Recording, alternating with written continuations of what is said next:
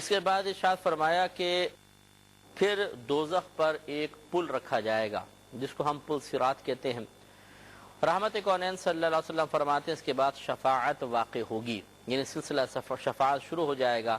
اور لوگ اس پل سے گزرتے ہوئے کہیں گے یا ربی سلم یا ربی سلم، اے میرے رب سلامتی عطا فرما، اے میرے رب سلامتی عطا فرما۔ سید دو عالم صلی اللہ علیہ وسلم فرماتے ہیں تو مسلمان پلک جھپکنے کی طرح، بجلی کی طرح، ہوا کی طرح، پرندے کی طرح، تیز گھوڑے کی طرح اور اونٹ کی طرح گزریں گے، یعنی حسب مراتب، جیسا جو جتنا اس کا اعلیٰ مقام ہوگا۔ کہ بعض جیسے انبیاء علیہ السلام ہیں، بجلی جیسے بجلی چمکتی ہے ایک دم لمحے بھر کے اندر ہزاروں میل فی گھنٹہ کی رفتار سے وہ سفر طے کرتی ہے، ایسے انبیاء علیہ السلام بجلی کی طرح گزر جائیں گے۔ کوئی اس طرح گزرے گا جیسے تیز دوڑ رہا ہو، کوئی تیز رفتار گھوڑے پہ بیٹھنے کی طرح جیسے گھوڑا تیز رفتار دوڑتا ہے اس رفتار سے وہ گزر جائیں گے۔ غرض ہے کہ جیسے جیسے مقام اور مراتب ہوں گے اللہ تبارک و تعالیٰ پل صراط پر سے گزرنا آسان فرما دے گا۔ تو نبی کریم صلی اللہ علیہ وسلم نے فرمایا کہ بعض تو نجات پا جائیں گے، سلامت رہیں گے، بعض زخمی ہوں گے لیکن چھوڑ دیے جائیں گے، یعنی وہ گناہگار قسم کے مسلمان ہوں گے کہ وہ گرتے پڑتے وہاں سے نکلیں گے، کیونکہ اور حدیث ابھی ہم عرض کریں گے کہ پل صراط پر کانٹے اللہ تعالیٰ نے مقرر کر دیے ہیں۔ جس طریقے سے قصاب اپنے گوشت کو لٹکانے کے لیے کانٹے لگاتا ہے، ایسے وہاں پر کانٹے ہوں گے جس میں لوگ الجھ کر گر رہے ہوں گے۔ تو اس طرح بعض لوگ اس کانٹوں سے زخمی ضرور ہوں گے لیکن وہ جہنم میں گریں گے نہیں، نجات پا جائیں گے، اور بعض دوزخ کی آگ میں گرا دیے جائیں گے، یعنی وہ مسلمان ہوں گے لیکن بہت ہی زیادہ گناہگار ہوں گے، لہٰذا وہ بیچارے ان کانٹوں سے ٹکرا کر اور دوزخ کی پل صراط کی پھسلن اور تیزی کو برداشت نہیں کر سکیں گے، حتیٰ کہ جہنم میں گر جائیں گے۔ لیکن نبی کریم صلی اللہ علیہ وسلم ارشاد فرماتے ہیں کہ جب مسلمان آگ سے نجات پالیں گے، یعنی جو آگے نکل جائیں گے، تو اس ذات کی قسم جس کے قبضہ قدرت میں میری جان ہے کہ تم میں سے کوئی اپنے حق کے معاملے میں جو اس کے سامنے ظاہر ہو جائے اپنے رب سے جھگڑا کرنے والا نہیں، اس سے زیادہ جھگڑا کرنے والا نہیں، جیسے وہ مسلمان جو نجات پا جائیں گے اپنے رب کی بارگاہ میں کھڑے ہو کر اپنے ان مسلمان بھائیوں کے لیے جھگڑیں گے جو دوزخ میں گر چکے ہیں۔ خلاصہ کلام یہ ہے کہ نبی کریم صلی اللہ علیہ وسلم ارشاد فرماتے ہیں کہ جیسے دنیا میں کسی کو پتہ چل جائے کہ یہ میرا حق ہے اور میں حاصل کر سکتا ہوں تو وہ جھگڑتا ہے حاکم کے پاس، اسی طرح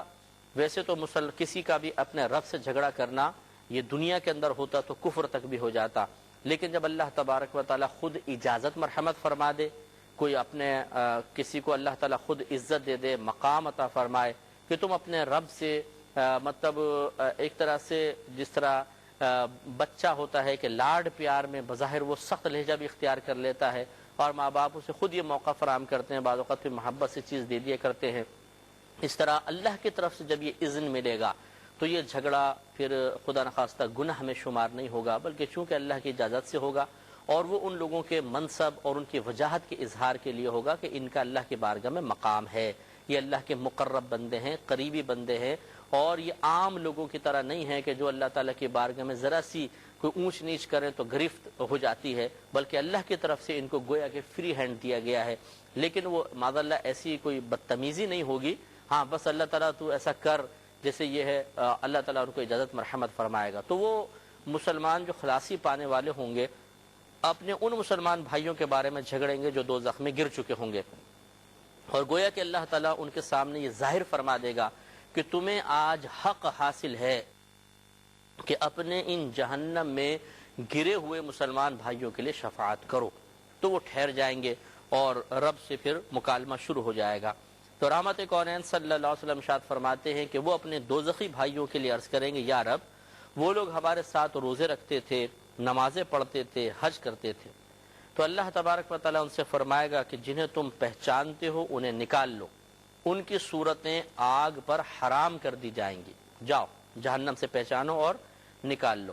تو یہ لوگ بڑی خلقت کو نکالیں گے، بڑی تعداد کو جا کے پہچانیں گے، اور وہ پہچان اللہ تعالیٰ ہی کروائے گا۔ یقینی سی بات ہے کہ جن کے چہرے دوزخ میں سیاہ پڑ چکے ہوں گے، جل چکے ہوں گے، تو ان کو اور پھر دوزخ کی آگ